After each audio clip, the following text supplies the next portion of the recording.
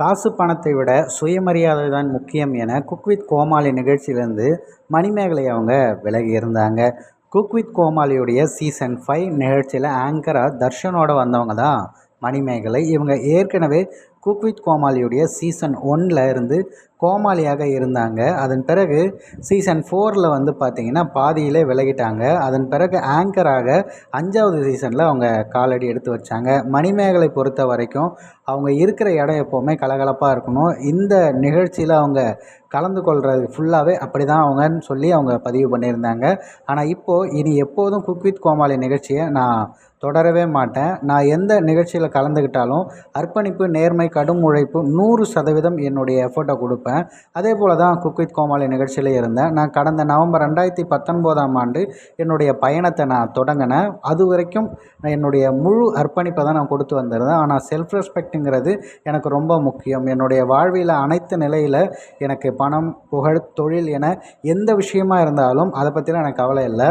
இவை எல்லாமே எனக்கு 2ஆம் பட்சம் தான். எனக்கு பிரதானம் எது அப்படின்னு கேட்டிங்கன்னா செல்ஃப் ரெஸ்பெக்ட் தான். அதனால தான் நான் குக் வித் கோமாளிலேருந்து விலகிறேன் அப்படிங்கிறதும், இந்த நிகழ்ச்சியில் ஒரு பெண் தொகுப்பாளர் அவங்க யார் அப்படின்னு அவங்க சொல்லலை. ஆனால் அது வந்து எல்லாருக்குமே தெரிஞ்சிருச்சு, பிரியங்கா அவர்கள் தான் அப்படின்னு சொல்லிட்டு.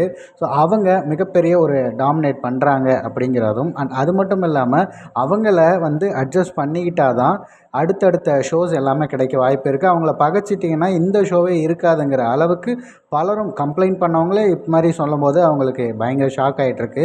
நான் 15 வருஷமாக இந்த ஃபீல்டில் இருக்கேன். அதனால் இதெல்லாம் எனக்கு ஒரு பெரிய விஷயமும் கிடையாது. வாழ விடு சீசன் 1 முதல் இப்போ வரைக்கும் நிறைய பேர் கூட வந்து நிறைய பேசின அந்த நினைவுகள் இருக்குது. அதை பொறுத்தே நான் அப்படியே என் லைஃப் ரன் பண்ணிக்கிறேன்.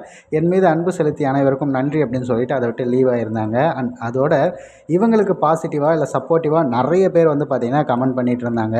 இதில் குறிப்பாக வந்து ஃபரீனா அவர்களும் வந்து இதே மாதிரி பாதிக்கப்பட்ட ஒரு பொண்ணாக இருப்பாங்க போல். ஏன்னா அவங்க உனக்கு உண்மையாலுமே கட்ஸ் ரொம்ப அதிகம்தான், அண்ட் இது ரொம்ப முக்கியமானது, நீ இன்னும் நல்லா பெருசாக வரணும் அப்படின்னு ஒரு வாழ்த்துக்களை சொல்லியிருந்தாங்க. அண்ட் அது மட்டும் இல்லாமல் குரேஷி அவர்கள் வந்து wish you all the best, நீ எது செஞ்சாலும் உனக்கு நல்லதாகவே நடக்கும் அப்படின்ற மாதிரி சொல்லியிருந்தார். ஆனால் என்ன பிரச்சனைன்னு தெரியல, உடனே வந்து பார்த்திங்கன்னா அவர் அவங்களுக்கு போட்ட அந்த கமெண்ட்டை டெலீட் பண்ணிகிட்ருக்காரு. அண்ட் அது மட்டும் இல்லாமல் அவங்கள ஃபாலோ பண்ணதுலேருந்து அன்ஃபாலோவும் பண்ணியிருக்காரு. ஸோ இவருக்கும் ஏதோ பிரச்சனை வந்திருக்கு அப்படிங்கிறது மட்டும் இதன் மூலயமா நமக்கு தெரிய வருது.